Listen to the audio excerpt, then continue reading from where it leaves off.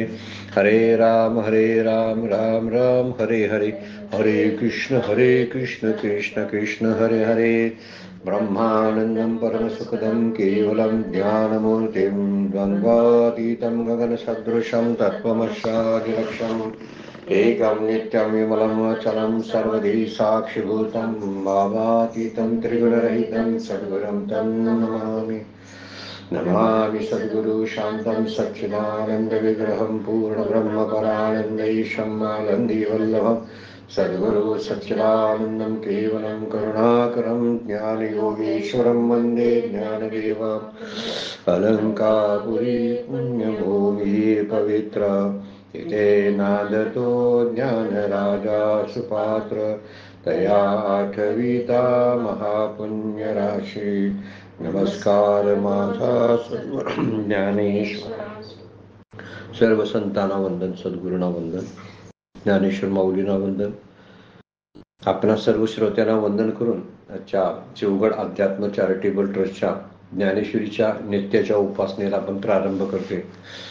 कालच्या चिंतनामध्ये आपण भगवद्गीतेतील 8व्या अध्यायातील 9वा श्लोक त्यावर असणारे माऊलींची 86 नंबरच्या ओळीचा विचार कालच्या चिंतनामध्ये झालेला होता. कवी पुराणम अनुशासितारम अनुनियासम अनुस्मरेत सर्वस्य धातारम अचिंत्य रूपम आदित्यवर्णम तमसा परस्तात् असा श्लोक आहे. सुटसुटीत वर्णन केलेलं आहे भगवंताचं. कवी म्हणून त्याला म्हणतात कारण तो सर्वज्ञ आहे, तो पुराण आहे, कारण त्याची निर्मिती कधी होत नाही. तो विश्वनिर्मितीच्या पाठीमागचा होता म्हणून त्याला पुराणम शब्द वापरलेला. अनुशासितारम सगळ्या सृष्टीचा तो शास्ता आहे. शास्ता म्हणजे शासक आहे. तो सृष्टी चालवतो, तो अध्यक्ष आहे. मया अध्यक्षनं शब्द वापरलेला आहे 9व्या अध्यायामध्ये. त्या त्याच्या अध्यक्षकाली सृष्टीची हालचाली सुरू होतात म्हणून तो कसा आहे, शासक आहे. नंतर अनुनियासम अत्यंत सूक्ष्म अत्यंत महान, दोन्हीचा विचार इथं मध्ये केलेला आहे. सूक्ष्मातलं सूक्ष्म अनुस्मरेत सर्वस्य धातारम म्हणजे सर्वांना धारण करणारा, त्यांचं पोषण करणारा, पण त्याचं चिंतन करता येत नाही म्हणून तो अचिंत्य रूपम आहे. आणि त्याचा वर्ण जो प्रकाश रूप आहे सूर्यासारखा प्रकाशक आहे. म्हणजे आत बाहेर प्रकाश स्थित करण्याचं काम तो करत असतो. मला आतही प्रकाशाची जाणीव होते आणि बाहेरही प्रकाशाची जाणीव होते. त्याला कारण असं आहे की तो आतून सुद्धा प्रकाशित होत असतो. असं वर्णन भगवद्गीता करते, शास्त्र करते भगवंताचं वर्णन. तो कवी पुराणम असा आहे, अनुशासितारम आहे. आपण पहिल्या ओळीमध्ये त्यांचा विचार करताना जयाचे आकाराविन असणे जया जन्मना निमने जे आघवेपणे देखत असे, असं वर्णन आपण त्याचं केलेलं होतं. आकाराविन तो असतोच, कारण आकाराची त्याला गरज पडत नाही. जसं आपण भांड्याला काहीतरी मटेरियल लागतं, मटेरियल शिवाय भांडं होत नाही, त्यामुळे मटेरियल असतेच, फक्त भांडं नवीन घडतं. तशी सृष्टीची निर्मिती, माणसं जन्माला येतात पण एकच तत्व आतमध्ये आहे. जसं सगळ्या भांड्यामध्ये एखाद्या मातीच्या त्या मातीपासून एखादा मोठी घागर केली, नंतर छोटी छोटी छोटी खेळण्यातली जरी वस्तू तयार केल्या मातीपासून, असे नात काम सगळ्यामध्ये मातीच आहे. मात्र तसं सृष्टीमधले सगळे जीव आहेत, मग ते चर असू देत नाही अचर असू देत, त्यामध्ये भगवंताचं अस्तित्व आहे. अस्तित्व आहे म्हणून ते दिसतंय आपल्याला, ते टिकून आहे. त्याचं दिसलंच नसतं ते. त्याला अस्तित्व आहे, त्याला रूप आहे, त्याला नाम आहे. नाम नसलं तर नसेली, काही बिननामाची पण आहेत, पण अशी नाम नसलेलं पण रूप आहे मात्र. असं आकाराविन असणं आणि जया जन्मना निमणे, त्याचा नाश होत नाही, कारण आकारांचाच फक्त नाश होतो. म्हणून आकार नाशवंत असतात. निराकार जे आहे त्याला कसा नाश असेल. त्यामुळे ही जी राहतात हे अस्तित्वावर आधारित, अधिष्ठानावर आधारित सृष्टी सगळी आहे. त्यामुळे मुख्य आधार भगवंत आहे. म्हणून त्या आधाराचाच विचार करावा. त्यासाठी त्या आधाराचा अनुभव येण्यासाठी इतर प्रापंचिक आणि विषयातल्या भोगांचे नातलगांचे आधार जे आहेत ते सोडून द्यावे. विषयातल्या भोगांचा आधार त्या विषयाशिवाय मी जगू शकत नाही, नातलंगांशिवाय माझं जमत नाही, आणि प्रपंचातले सगळ्या ज्या गोष्टी आहेत दिसणाऱ्या दृश्य त्यावर मी आधारित आहे असं वाटणं म्हणजे त्या अधिष्ठानाचा अपमान करण्यासारखं आहे. कारण त्याच्यावर सगळं आधारित आहे आणि आपण वरवरच बोलत असतो. म्हणजे भिंतीचे दगड जे आहेत, भिंत बांधलेले आहेत, ते दगड जमिनीच्या खाली गेलेले असतात आणि ते जमिनीच्या खाली गेलेल्या दगडांची प्रशंसा किंवा त्याच्यावर बोलणंच कोण बोलत नाही. तर वरचे खांब किती सुंदर आहे, छत किती सुंदर झालंय, खिडक्या किती घराच्या सुंदर आहेत. अरे पण सगळं सुंदर जे आहे ना ते खाली आहे दगड पायातले, ते पायातला दगड म्हणजे त्याला अधिष्ठान म्हणतात. तो अधिष्ठान आहे म्हणून वरचं सगळं सुंदर दिसत असतं. माझा देह सुंदर दिसतो, माझ्या तोंडातून शब्द चांगले चांगले बाहेर पडतात याचं कारण त्यामध्ये आतमध्ये तो आहे म्हणून मी सुंदर दिसलो नसतो. बरोबर नाक डोळे अमुक तमुक हे दिसतात. सुंदर शब्दाचा अर्थ काय, नीटनेटका जो शरीराला नेटकापणा आलाय तो आहे त्या अधिष्ठानामुळे. त्यामुळं अधिष्ठानाचाच विचार सतत करावा. ज्यावर आपण बसलेलो आहोत, ज्याच्या आधारावर जगतो आहोत तो आधार भगवंताचा आहे. मला उगीच नातलगांचा आधार वाटतो, उगीच घराचा आधार वाटतो, बँकेच्या बॅलन्सचा आधार वाटतो, संपत्तीचा आधार वाटतो, माणसं माझी मित्रमंडळीचा आधार वाटतो. हे आधार व्यवहारातले मानूया फक्त आपण. पण खरा आधार कोणता असेल तर तो भगवंताचा आहे. आणि म्हणून म्हणतात त्याला आकार नसतो, त्याला मरण नसतं, आघवेची आघवेपणे देखत असे असं माऊलीने म्हणतात. म्हणून प्रत्येकाला आधार आहे. म्हणजे मृगजळाला सूर्याचा आधार आहे, गाडग्याला मातीचा आधार आहे, अलंकाराला सोन्याचा आधार आहे. पुन्हा कारण प्रत्येकाचा असलेल्या वेगवेगळ्या ठिकाणी आहे. म्हणजे रज्जूला सापाला रज्जूचा आधार आहे. हे सगळे एकमेकाच्या आधारावर राहतात. वेदांताचे दृष्टांत पूर्वीचे फार सुंदर आहेत. ते दृष्टांत खोडून काढता आले नाहीत तुला. आजही आपल्याला प्रमाण देताना तेच दृष्टांत द्यावे लागतात, त्याशिवाय आपल्याला जमतच नाही. आणि म्हणून इथं म्हटलेलं आहे आकार हा क्षणिक असतो आणि आकारात जन्म मृत्यू असतो. त्याला 6 विकारानं युक्त आकार असतो. आकार जे असतात नामरूप जे आहेत ती 6 विकारानं युक्त असतात. अस्ति जायते वर्धते काय विप्रिन्मते क्षीयते म्रियते असे जे 6 विकार आहेत ती 6 विकार शरीरासही सगळ्या आकाराला आहेत. शरीर पण आकारवानच आहे. आणि जगातली काय असतील त्या मोबाईल आहे, कपाट आहे, घर आहे, सगळे आकारच आहे. त्याला आकार आहे तिथं मोडतोड आहे, अवयव आहेत त्याला मोडतोड आहे. निरवयव असणाऱ्या ज्या तत्वाला मोडतोड असण्याची काही गरज नाही. आणि म्हणूनच माऊलींनी ती ओवी टाकलेली आहे. आता परत त्याचं अणुनरियान शब्द जो आहे त्याचंही वर्णन करतात बघा. जे गगनाहूनी जुने शब्द पुराण शब्दात वर्णन केले बघा. जे परमानाहूनी साने याचा कशासाठी अणु आणि यासम शब्द वापरला ना त्या श्लोकामध्ये त्याचं वर्णन आहे बघा. जे परमानाहूनी साने म्हणजे लहान, जयाचिनी सन्निधाने ज्याच्या सान्निध्याने विश्व चळे, विश्व हालत, विश्वाचं चलनवलन त्याच्या सान्निध्याने आहे. जे आकाशा पाहूनही जुनं आहे आणि जे परमाणुपेक्षा सूक्ष्मात सूक्ष्म आहे आणि ज्याच्या सान्निध्यामध्ये विश्व काम करत असतं. जसा सूर्य उगवला की माणसं कामाला लागतात, नाही तर गप्प पडलेली असतात बघा. सूर्य नाही ना दिसत तर गप्प असतात माणसं बघा. आणि सूर्य उगवला कामाला लागली बघा अशी म्हणत नाहीत ती. सूर्य उगवला की आता आम्ही कामाला लागणार, आपोआपच त्यांची चलनवलन सुरू होतं. याला अर्थ आहे, त्याला कारण प्रेरणा देणारा सूर्य आहे. सूर्य काही काम करत नाही खरं, सूर्य शेताचं काम करत नाही, पण काम करून घेतोय ना, म्हणूनच त्याला अध्यक्ष म्हटलेला आहे, म्हणूनच तो दातारम आहे. त्या खरा मुद्दा तो आहे, तो करून घेतोय. मात्र स्वतः काय कर म्हणत नाही, करत पण नाही. 2 मुद्दे आहेत. एक म्हणजे करत पण नाही आणि कर म्हणत पण नाही. मी आता उगवलं, पहाट झाली, कोंबड्याला सांगायला लागत नाही आता आरव म्हणून, ते आरवते. त्या पहाटेचा तो परिणाम आहे. तसं विश्व चलतं म्हणजे विश्व आपोआप हलत असतं. विश्वातल्या सगळ्या घडामोडी त्याच्या सत्तेवर घडत असतात. आणि ते जुनं कसं केवढं आहे, आकाशापेक्षाही जुनं.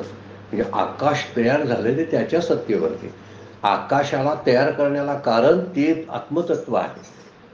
परमात्मा आहे, भगवंत आहे, म्हणून ते आकाशापेक्षा जुनं आहे आणि सूक्ष्माहून सूक्ष्म आहे आणि ज्याच्या सानिध्यामध्ये विश्वातल्या सगळ्या वस्तू चलित होतात. म्हणजे विश्वाचं चलनवलन, जगाचं हलणं डुलणं, या रात्र दिवस हे त्याच्या सत्तेवरती होत असतात. रात्र दिवस सुद्धा पृथ्वी पण हलते, सगळे तारे ग्रह आपापल्या व्यवस्थित कक्षेमध्ये चालतात.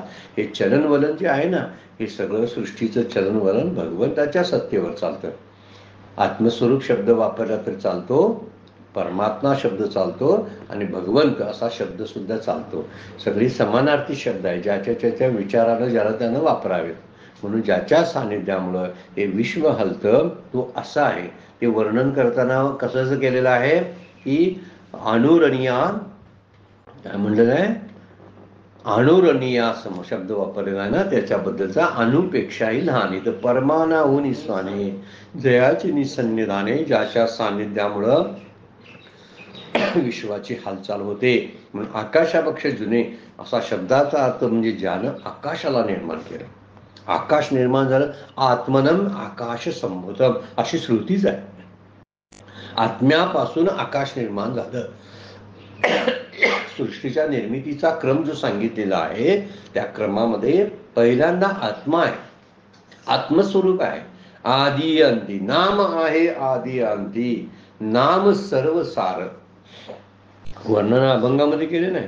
आदी अंती म्हणजे काय, तो आधी आहे आणि सृष्टी संपल्यानंतरही आहे. सृष्टी संपली म्हणून त्याचा नाश होत नाही. सृष्टी जागृत नाही म्हणून तो नसतो असं नाही, तो असतोच असतो. मी झोपलो म्हणून तो झोपत नाही, तो असतोच असतो. मी माझ्या कामात असतो तरी पण तो असतोच. मी झोपलेलो असतो तरी पण असतो. मी टीव्ही बघत असताना सुद्धा तो माझ्याजवळ असतो. इतकी सान्निध्य आहे त्याचं आणि त्याच्या सान्निध्यामुळेच मी हलतो. इथे शब्द वापरलाय ना की काय, जयाचे निसन्निधाने विश्व चळे. विश्व लांबचा विषय आहे, माझं शरीर सुद्धा चालतंय हे त्यामुळं, म्हणून तो आकाशापेक्षा जुना आहे. अगोदर आत्मा आणि मग आकाश तयार झालं म्हणून तो जुना म्हणजे पुराणम शब्द वापरलाय बघा. आकाशापेक्षा जुने त्याचा अर्थच होतो की ज्यानं आकाशाला निर्माण केलं. आणि म्हणून परब्रह्म जे आहे ते पुराणम आहे, त्याच्या अगोदर काही नव्हतं. तो एकमेव होता, तो आत्ताही एकमेवच आहे, अद्वितीय आहे. ही जी द्वैत दिसतं हे मायेच्या प्रभावामुळे दिसतं. त्यामुळे पंचमहाभूतांना, आकाशासहित सगळ्या पंचमहाभूतांना निर्माण करणारा तो आहे. त्यानं पंचमहाभूत निर्माण केली. पण पहिल्यांदा आकाश झालं. मात्र सांगताना सांगतात कसं, नेहमीप्रमाणे सृष्टीची उत्पत्ती तैत्तिरीय उपनिषदामध्ये सांगताना कशी सांगतात की ते अगोदर आकाश निर्माण झालं. आकाश निर्माण म्हणजे पोकळी. म्हणून आकाश हे आत्म्यासारखं आहे. दिसायला कसा विचार केला तर आत्म्यासारखा. आत्मा म्हणजे आकाश नाही मात्र, कारण पंचमहाभूताचा त्याचा संबंध आहे. सगळी पंचमहाभूत जड आहे, पण आत्मा जड नाही, तो चैतन्यमय आहे. त्यामुळं आकाशाला निर्माण करणारा जो आहे तो आहे. मग आकाशापेक्षा जुना आहे की नाही? आहे. आकाशापेक्षा म्हातारा आहे की नाही? आहे. आमच्या सगळ्यांचा पितामहस्य शब्दच वापरला 9व्या अध्यायामध्ये. पितामहांचा पिता असं वर्णन केलंय. कुणाचा? आजच्या पंजाच्या पलीकडचा तो आहे. त्यामुळं सगळ्यांच्या अगोदरचा आहे, म्हणून त्याला म्हटलेलं आहे गगनाहुनी जुने. गगन म्हणजे आकाश. म्हणून परब्रह्म जे आहे अत्यंत पुराण आहे. ते पंचमहाभूताच्या निर्मितीला कारण आहे. त्यामुळं जे अगोदरचं कारण असतं ना ते कार्यापेक्षा सूक्ष्म असतं. आता वाक्याने परत म्हणजे चिंतनासाठी वाक्य आहे. जे कुठलंही कार्य असतं, कारण जे असतं ते कार्यापेक्षा सूक्ष्म असतं. कोणतंही कारण घ्या, ते व्यापकही असतं आणि सूक्ष्म पण असतं. मग आकाशाला कारण जर आत्मा असेल तर आत्मा कसा असणार आहे? मग परमानाहुनी साने माऊली बोलतात. आणि वरती काय म्हटलेलं आहे? अनु अनियासम. वर्णन करताना कसं म्हटलं?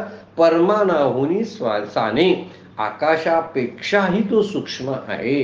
म्हणून आकाशापासून उरलेली महाभूते तयार झाली, एक एक एक एक करून. म्हणजे एक एक स्थूल होत गेलं. आणि आकाशापासून वायू, वायूपासून तेज, तेजापासून पाणी, पाण्यापासून पृथ्वी तयार झाली. परंतु आकाशापेक्षा वायू स्थूल आहे. जे तयार होतंय ते कारणापेक्षा स्थूल असतं. आत्ताच आपण विचार केला. कार्य जे असतं ते कारणापेक्षा स्थूल असतं. आणि एक वाक्य आपण काय घेतलं तर कारण हे कार्यापेक्षा सूक्ष्म असतं, तोच अर्थ. म्हणून हित वर्णन करताना म्हणलेलं आहे तू आकाशापेक्षा काय आहे, वायू स्थूल आहे, वायूपेक्षा तेज तत्व स्थूल आहे, तेजापेक्षा पाणी स्थूल आहे, आणि पाण्यापेक्षा पृथ्वी अत्यंत स्थूल आहे. स्थूल म्हणजे काय, जड. मोठ्यात मोठं ज्याला आपण म्हणतो ज्या अनुभवाला लवकर येते ना ते मग पृथ्वी आपल्याला जास्त अनुभवाला येते बघा. म्हणजे सगळे व्यवहार आपले पृथ्वीत चालतात. आता टेबल, खुर्ची, मोबाईल सगळी पृथ्वी तत्वामध्ये मोडतात, कारण जड आहेत. त्याच्यापेक्षा बघा पाणी जरा असं कसं आहे, सूक्ष्म आहे, कसं पसरते सगळीकडे. तशी पृथ्वी पसरत आहे, घट्ट आहे. ते दगड घट्ट असतो, पर्वत घट्ट आहेत, डोंगर झाडं घट्ट आहेत, हलत नाहीत ते. तेवढा घट्टपणा पाण्यात नसतो, त्यामुळे पाणी सूक्ष्म आहे त्याच्यापेक्षा. आता वायूचा विचार करून बघा, वायू त्याच्यापेक्षाही सूक्ष्म आहे. पाणी जरासं पकडतं तरी येईल. पाण्याला जरी पिशवीत घालायचं म्हटलं धरूया, काही वेळ आपल्याला घालता येत नाही, पण ती जाणार. पृथ्वीची कुठलीही गोष्ट घ्या, पिशवीत भरता येते की नाही बघा. खुर्ची मावत नाही, खुर्ची मोडतोड करायची, तोडायची आणि एखाद्या पोत्यात भरायचं, भरता येते. पाणी ओतून बघा, नाही भरता येत, थोडंसं भरता येत, आणि काहीतरी प्रयत्न करून करतायत. त्याच्यापेक्षा वायू भरायचा प्रयत्न करा, नाही. वायूपेक्षा जे प्रकाश आहे, ते तेज तरी पकडताच येत नाही, भयंकर. केवढा वेग आहे तेजाचा, प्रकाश वर्ष आत्ताची संशोधनातून निघालेला आहे. ज्या लाईटचा वेग जो आहे प्रकाशाचा, तो कित्येक प्रकाश वर्ष असा योजने दूर असलेला तो आहे, त्याचा वेग एवढा आहे. त्यामुळे आपल्याला नेहमी लक्षात येतं की प्रकाशाचा वेग हा भलता आहे, कारण ते सूक्ष्म आहे. म्हणजे आकाशापेक्षा एक एक गोष्ट हळूहळू स्थूल होत जाते. आकाशापेक्षा वायू स्थूल आहे, वायूपेक्षा तेज स्थूल आहे, तेजापेक्षा पाणी, आणि पाण्यापेक्षा पृथ्वी स्थूल आहे. त्यामुळे आकाश, पण विचार केला, व्यापकतेचा विचार जर केला तर व्यापक कोण आहे, उलट्या बाजूने गेलो की आपल्याला व्यापकता कळते बघा. पृथ्वीपेक्षा पाणी व्यापक आहे, पाण्यापेक्षा वायू व्यापक आहे, वायूपेक्षा तेज व्यापक आहे, तेजापेक्षा आकाश व्यापक आहे, आणि आकाशापेक्षा व्यापक आणि सूक्ष्म काय असेल तर तो आत्मा आहे. कारण जे व्यापक असतं ते सूक्ष्म असतं. पृथ्वीपेक्षा पाणी सूक्ष्म, पाण्यापेक्षा वायू सूक्ष्म, असं समजत आपण जायचं. आता उलटं मगाशी जसे व्यापक समजून घेतलं तसं, कारण आकाशापेक्षा सूक्ष्म काय मग शेवटी, पृथ्वीपेक्षा पाणी, पाण्यापेक्षा वायू सूक्ष्म, वायूपेक्षा तेज सूक्ष्म, आणि तेजापेक्षा आकाश सूक्ष्म. परंतु आकाशापेक्षाही सूक्ष्म काय असेल तर आत्मा आहे. कारण आत्म्याला त्यानं जन्माला घातलेला आहे, किंवा आपण म्हणू आत्म्यापासून आकाश झालेला आहे. म्हणून ते परमानाहून साने असा शब्द वापरलेला आहे. व्यापक आणि उदास जैसे का आकाश. माऊलींचा 12व्या अध्यायामध्ये उभीच आहे. व्यापकाचा विचार आणि उदासपणाचा विचार सांगताना दोन सांगताना म्हणलेलं आहे, व्यापक आणि उदास जैसे का आकाश. त्यामुळं आत्म्या एवढं व्यापक म्हणजे मोठं, आणि आत्म्या एवढं सूक्ष्म म्हणजे लहान काहीही नाही. सगळ्यात मोठा आत्मा, सगळ्यात सूक्ष्म आत्मा आहे. म्हणून त्याला सूक्ष्म किंवा मोठं असं म्हणताच येत नाही, असं संत म्हणतात. काय म्हणायचं त्याला सांगा. त्याला सूक्ष्म म्हणायचं काय मोठं म्हणायचं, म्हणजे सान म्हणायचं काय महान म्हणायचं, दोन्ही शब्द आहेत. म्हणून इथे शब्द वापरताना अनु आणि आसम हे शब्द आत्म्यासाठी वापरलेला आहे, म्हणजे भगवंतासाठी वापरलेला आहे. तो नाही अशी कुठलंही स्थळ नाही आहे. त्यामुळं त्याला सूक्ष्मता केवढी आणि व्यापकता केवढी, दोन्हीही आहेत. मग त्याला काय म्हणायचं. माऊलींचा अभंगच आहे, तुझ स्थूल म्हणो की सूक्ष्म रे, स्थूल सूक्ष्म एक गोविंद रे. वर्णन केले ना माऊलीने. तुझं सगुण म्हणो की निर्गुण रे, सगुण निर्गुण एक गोविंद रे. तुझं स्थूल म्हणो की सूक्ष्म रे, स्थूल सूक्ष्म एक गोविंद रे. स्थूल आणि सूक्ष्म तो आत्माच आहे. तुकोबा काय म्हणतात, अनुरण्या थोकडा तुका आकाशा एवढा. अनुरणीयापेक्षा थोकडा म्हणजे लहान, आणि मोठात मोठा म्हटलं तर तुका आकाशा एवढा. काय संत वर्णन करतात. संतांचं म्हणजे ज्ञानेश्वरी तुकोबांची गाथा, नंतर नाथांचं भागवत आणि समर्थांचा दासबोध हे सगळ्या वेदांताचं मराठीत केलेलं स्पष्ट भाषांतर आहे. आपण म्हणतो की वेदांताचा अभ्यास करण्यासाठी आपल्याला वेदांतावर आधारित असलेली पुस्तकं संस्कृतमध्येच अभ्यासायला पाहिजेत असं काहीही नाही. ही जी भाषा आहे अनुरणीया थोकडा, ही कशाची आहे आपण विचार केला तो तसाच आहे. अनुरणीया शब्द जो वापरलेला आहे श्रुतीनं ना, त्याचंच भाषांतर आहे. ज्ञानेश्वर महाराज हरिपाठामध्ये म्हणतात बघा, ज्ञानदेव पुसे निवृत्तीशी चाड, गगनाहुनी वाढ नाम आहे. ते नामाला आत्मा म्हणतात. हे प्रत्येकाचे शब्दाचे फेर वेगवेगळे आहे. ज्ञानदेव पुषे निवृत्तीशी चाड, गगनाहुनी वाढ नाम आहे. इथं तरी माऊली म्हणतात गगनाहुनी जुने जे परमानाहुनी स्वाने, अत्यंत लहानात लहान आहे. त्याच ज्ञानेश्वरांची ओळ आहे, आकाशाच्या चाळणीतून गाळून घेतलेलं ते एक तत्व आहे. आता आकाशाची चाळण कसली असेल बघा, त्या चाळणीत एवढी सूक्ष्मता त्यामध्ये आहे. आणि इतकं स्थूल, सूक्ष्म एवढं झालं पण स्थूल केवढं, इतकं स्थूल व्यापक एवढं, तर संसारातूनही पलीकडे ते जात नाही. संसार केवढा मोठा आहे, ह्या संसारातून सुद्धा ते पलीकडे जात नाही, त्याच्यापेक्षा मोठा आहे ते. म्हणजे संसारापेक्षा मोठा आहे आणि सूक्ष्मात सूक्ष्म आहे, म्हणून त्याचा विचार करता येत नाही. म्हणून त्याच्यासाठीच कटश्रुती म्हणते ना, अनुरणीयान महतो महियान. सूक्ष्मातलं सूक्ष्म म्हणजे सूक्ष्माहून अतिसूक्ष्म आणि महान वस्तूहुनी महान. हे श्रुतीचंच वर्णन संतांनी आपल्या भाषेमध्ये, मराठी भाषेमध्ये केलेलं आहे. म्हणून माऊली काय म्हणतात, जे गगनाहुनी जुने, जे परमानाहुनी साने, जयाचिनी सन्निधाने विश्वचरे. हा एक अत्यंत महत्वाचा मुद्दा माऊलींनी मांडलेला आहे बरं काय.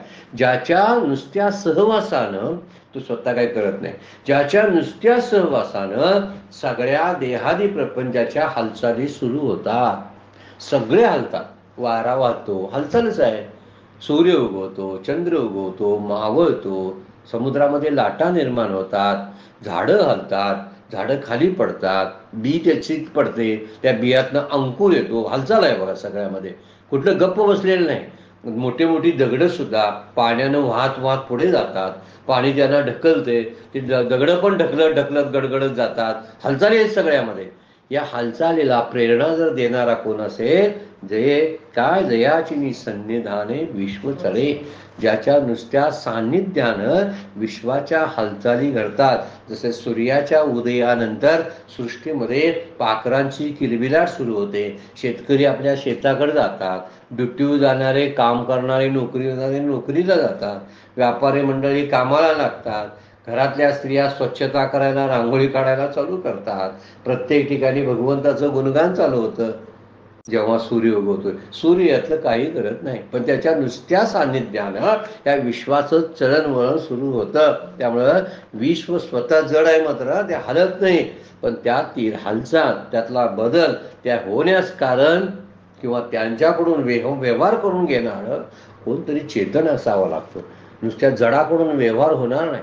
शरीर जड आहे, पण या शरीराकडून काम करून घेणारा कोणतरी चेतन असायला पाहिजे ना. त्याशिवाय कसं होईल सांगा बघू. जर एखाद्या आपण संस्थेमध्ये गेलो, तिथली टापटीपपणा, नीटनेटकेपणा, स्वच्छता, तिथली व्यवस्था, या सगळ्या गोष्टी बघितल्या की आपण म्हणतोय हे आपोआपच घडलं असं कधी म्हणतोय का बघा. तर इथले कोणतरी कामगार किंवा इथले जे व्यवस्थापक आहे ते करून चांगलं घेतात. म्हणजे हे सगळं करून घ्यायला चेतन कोणतरी लागतो. माणूस चेतन आहे, पण तो चेतन असल्यामुळे ते सगळं करत असतो. तसं सृष्टीमध्ये जो जडपणा आहे, झाड जड आहे, दगड जड आहे, पाणी जड आहे, आकाश जड आहे, सगळे जडच आहे. पण या जडांना चालवण्याचं काम फक्त भगवंत करतो, दुसऱ्यामध्ये ती शक्ती नाही. साधं झाड आपल्याला हलेल काय मोठंच्या मोठं, पण हवा सुटली, वारा सोसाट्याचा सुटला की प्रचंड 5-5 हजार वर्षापूर्वीची मुळं सुटलेली झाडं कोलमडून पडतात. काय शक्ती आहे बघा पंचमहाभूतामध्ये. आणि या पंचमहाभूताचा शासक कोण असेल तर भगवंत आहे. त्यामुळे जडापासून हालचाली करून घेणारा, त्याच्या सान्निध्यात हालचाली करतात म्हणून चेतन कोणतरी आहे. उदाहरण आपण लोखंडाचं घेतो ना, लोखंड जड आहे, पण लोखंडाच्या जवळ जर चुंबक आला, त्याच्या सान्निध्यामध्ये चुंबक आला, तर त्या चुंबकाच्या सान्निध्याने त्या लोखंडाच्या हालचाली सुरू होतात. लोखंडाचे बारीक बारीक बारीक कण नाचायला लागतात त्या चुंबकाजवळ. आपण बऱ्याच वेळा बघितलंय. कोण नाचवते सांगा, हे कोण करतोय सगळं? तर चुंबक करतो. जसा चुंबक करतोय ना, जड वस्तूला हलवतो, तसाच या सृष्टीला हलवणारा विश्वजयाचिनी सन्निधाने विश्वचरे, त्या सगळ्या सृष्टीला हलवण्याचं काम तोच करत असतो. नुसत्या सानिध्यात असूनही त्याला मात्र त्याच्या असंगत्व जे आहे, त्या असंगत्वाला बाधा येत नाही बरं काय. तो असतो त्यात, पण स्वतः मात्र त्यामध्ये काय होत नाही, बाधित होत नाही. तो असतो त्यामध्ये, करून घेतो, पण स्वतः त्यामध्ये नसतो. कशी गंमतशीर गोष्ट आहे बघा. देखोनी न देखे संसार हा दृष्टी, स्वप्नीची या सृष्टीचे येणे या जीवे. काय म्हणतात ते, प्रपंचामध्ये मी असून सुद्धा, तुकोबांचा अभंग आहे बघा. तुकोबांच्या अभंगामध्ये म्हणतात ते की जाणून नेनुते करी माझे मन, देखुनी न देखे, बघून न बघितल्यासारखा प्रकार.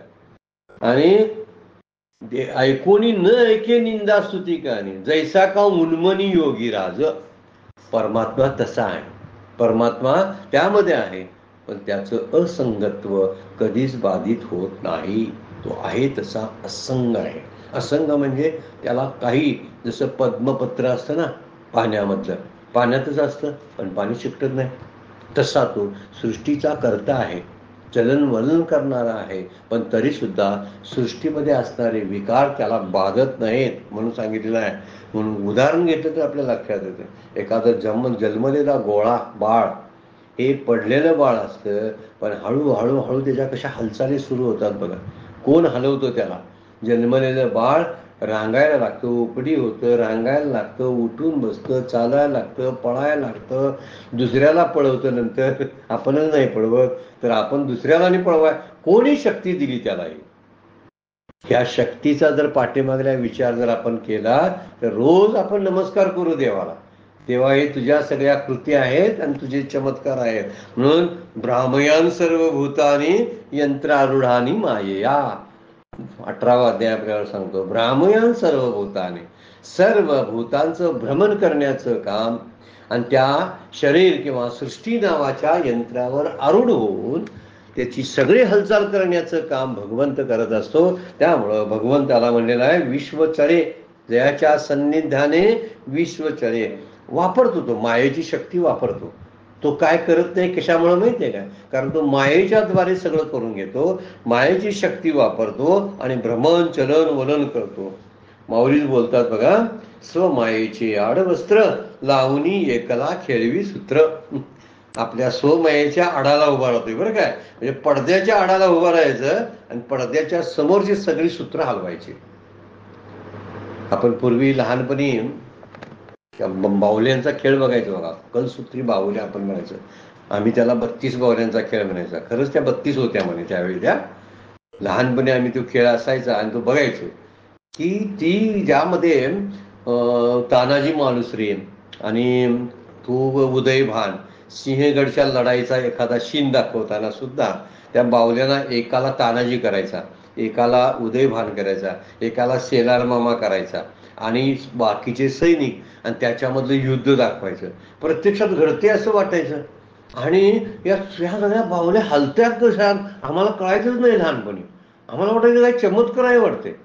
मग आम्ही मोठ्याला विचारायचं ना, त्यावेळी मोठी माणसं म्हणायची अरे तसं काही चमत्कार नाही, तो बसला होता वरती माहितीये काय, त्याच्या हातामध्ये सगळे दोरे त्याने त्या बाहुल्यांचे पकडून ठेवलेले आहेत आणि त्या दोऱ्यांच्या बाहुल्या त्या बोटांना त्याने बांधलेली असतात आणि तो बोट बरोबर मात्र हलवत असतो. आणि हलवताना तो तलवार उचलतो, कोण त्याला खाली पाडतो, कोण नाचतो, कोण उड्या मारतो. हे सगळं जे आहे तो त्या बोटावर नाचवतो. म्हणून भ्रामयान सर्व भूतानी यंत्रारूढानी मायेया असा शब्द भगवद्गीता वापरते. म्हणून स्वमायेचे आडवस्त्र लावून एकला खेळवी सूत्र असं म्हणतं. बाहेर नटी छायाचित्र 84 लक्ष, बाहेर 84 लक्षांना नाचवत असतो. तो एकटाच ते काय सूत्रधार मात्र तो आहे. आणि सूत्रधार तो असल्यामुळं सगळी सूत्र, त्या सूत्राला आपण प्रारब्ध म्हणूया. जे दोरे लावलेले आहेत ना आमच्या हाता पायाना मन बुद्धी चित्त अहंकाराला, ही प्रारब्धाचे दोरे आहेत. त्याप्रमाणे तो नाचवतो. कधीतरी हे सूत्र आपोआप तुटलं की त्याचा प्रारब्ध संपून जातं. हा मुद्दा आहे त्यातला. म्हणून जशा कलसूत्री बाहुल्या असतात तशा, किंवा भ्रामकाचिनी संगे जैसे लोहो वेडा गे तैशी ईश्वर सत्ता योगे चेष्टती भूते. त्यातली ना 14व्या अध्यायातल्या उभ्या आहेत त्या फार सुंदर विचार माऊलीने मांडलेला आहे. 14वा किंवा 18व्या अध्यायातील, बहुतेक 18वा अध्याय. तर 18व्या अध्यायामध्ये म्हणतात भ्रामकाचिनी संगे, भ्रामकाच्या म्हणजे लोहचुंबकाच्या संगे जैसे लोहो वेडार गे, जसं लोखंड हलत असतं तैशी ईश्वर सत्ता योगे चेष्टती भूते. तसे ईश्वराच्या असते ना त्या सगळ्या जीवांच्या चेष्टा सुरू आहेत. चेष्टा म्हणजे काय? कर्म, हालचाली. इथं माऊली काय म्हणतात? जयाचिनी सन्निधाने विश्व चळे. नुसता त्याच्या सन्निधानानं विश्व हालतं किंवा विश्व प्रसवतं. वर्णन फार सुंदर केलं आहे. विश्वामध्ये सगळ्या घडणाऱ्या घडामोडी ज्या आहेत ते त्याच्या सत्तेवर घडतात. आणि म्हणून त्याचं वर्णन केलेलं आहे. तो जयाचेनी जे गगनाहुनी जुने, जे परमानाहुनी साने, जयाचेनी सन्निधाने विश्व चळे, जे सर्वाती याविये. आता अनेक मुद्दा मांडला बघा. सगळ्यांना जन्माला घालतं. विये म्हणजे प्रसवने, जन्माला घालणे. विये विश्व सर्व जेने जिये, विश्व याच्या सत्तेवर जगतं. त्यांचा उदरनिर्वाह याच्या सत्तेवर चालतो. हेतू जया भिये, हेतू म्हणजे तर्क कुठलाच घाबरतो याला. का? तर अचिंत्य जे ते अचिंत्य आहे म्हणून. कशाचं वर्णन केलेलं आहे बघा. सर्वातेव्य म्हणजे अनुशासितारम. वरती श्लोकात आला शब्द बघा. अनुशासितारम म्हणजे सगळ्यांचं व्यवस्थापन तो करतो, जन्माला घालतो आणि त्याच्या सत्तेवर सगळी जगता. धातारम शब्द जो वापरलाय बघा. धातारम म्हणजे तो पकडून ठेवतो, सगळ्याचा आधार असतो तो. म्हणून म्हणलेला आहे हेतू जया भिये अचिंत्य जे. ज्याला हेतू म्हणजे त्याचा तर्कच करता येत नाही असं ते आहे.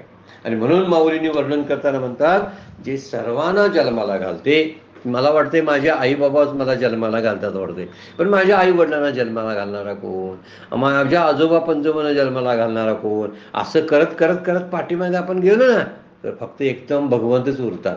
पाठीमागं जात नाही आपण. पाठीमागं गेलो की मागचं कार्य संपत जातं.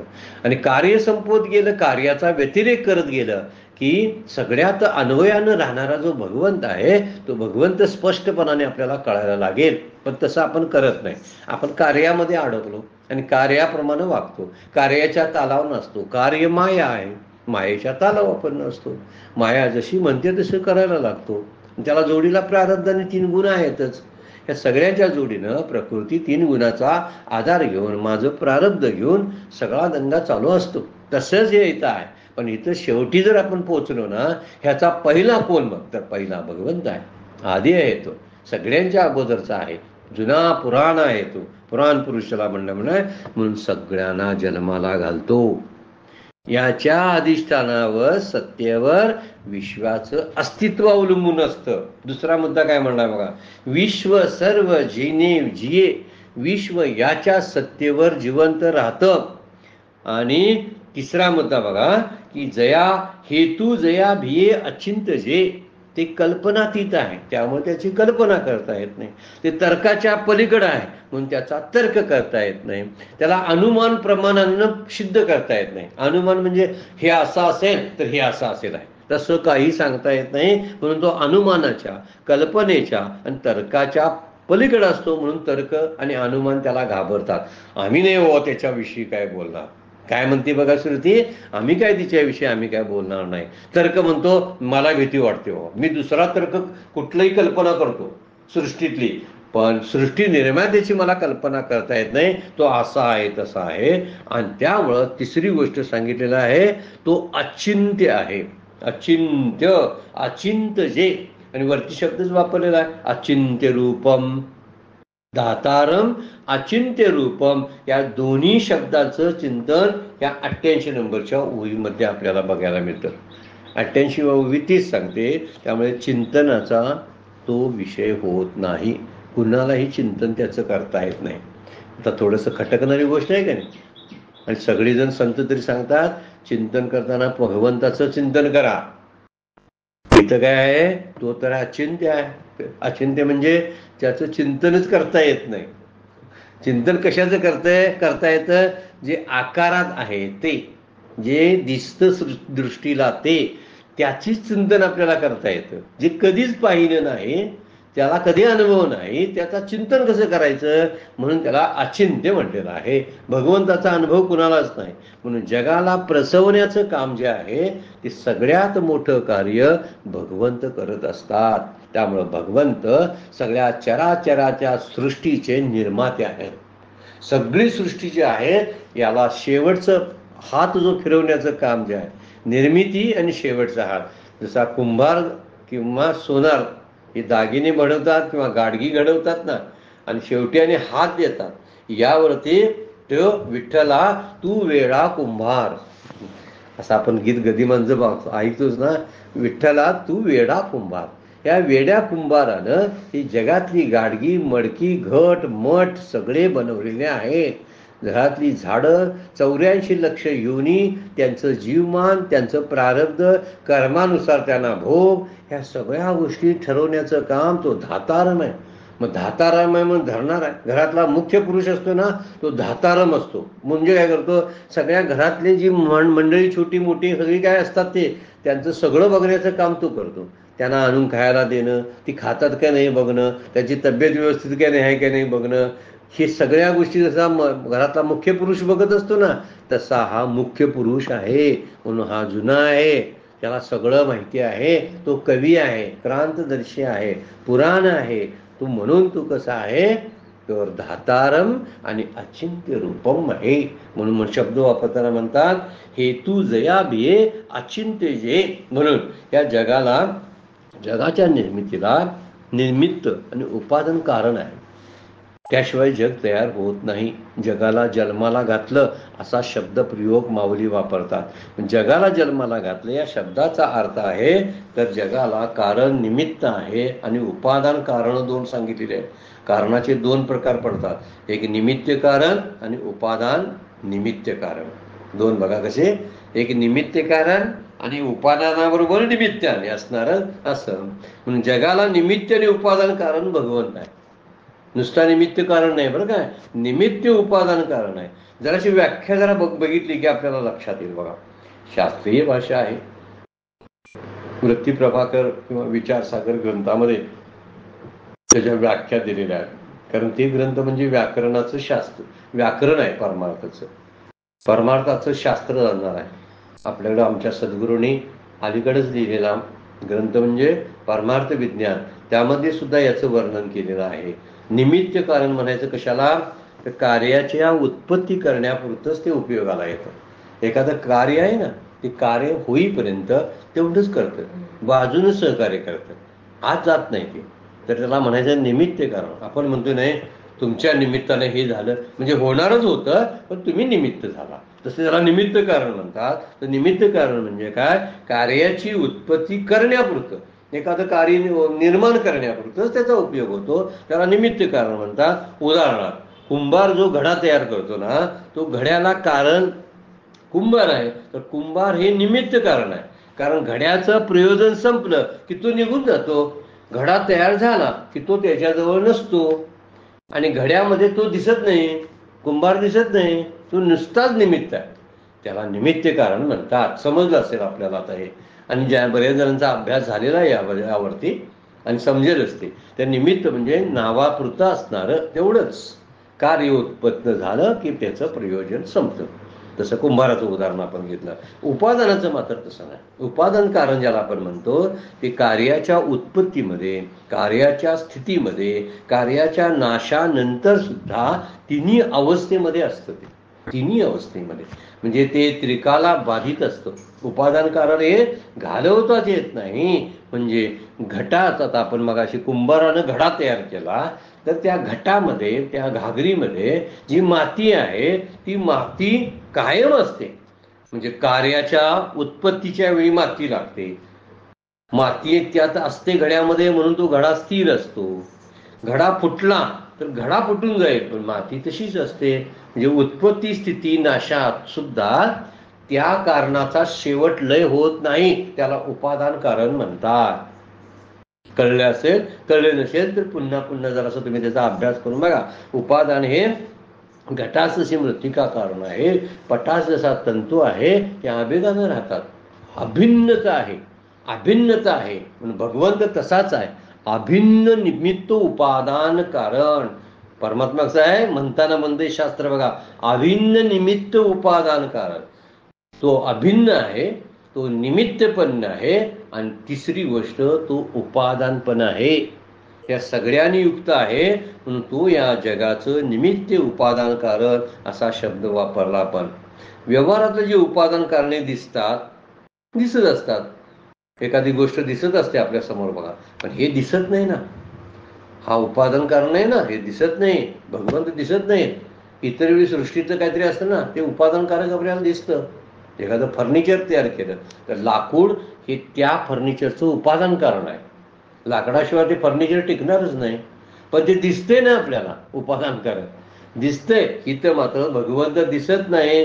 म्हणून काय दिसतं, उदाहरणार्थ आपल्याला जन्माला घालणारे आई वडील दिसतात, पण सगळ्या जगाला निर्माण करणारा भगवंत दिसत नाही, असा त्याचा अर्थ आहे. म्हणून काही कारणही त्याच्या कार्यावरून जाणली जातात.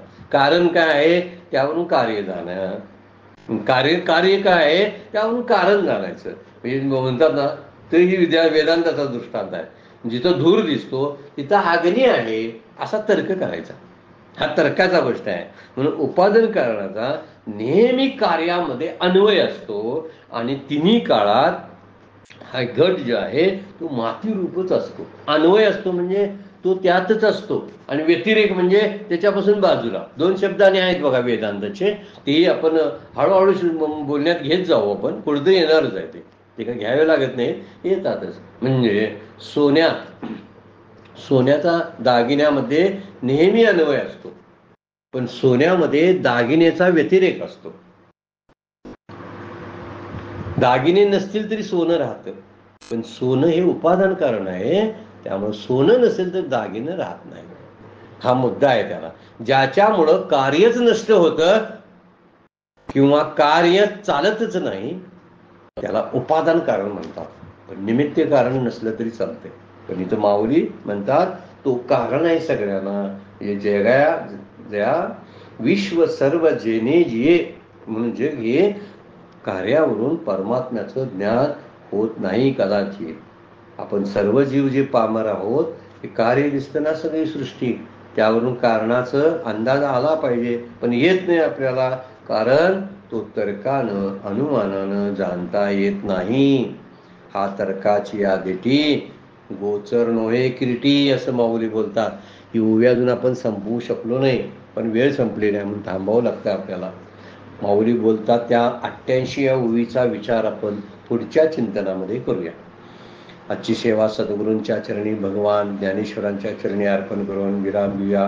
पुंडलीक वरदारी विठ्ठल श्री ज्ञानदेव तुकाराम. विठ्ठल विठ्ठल विठ्ठल विठ्ठल विठ्ठल विठ्ठल विठ्ठल.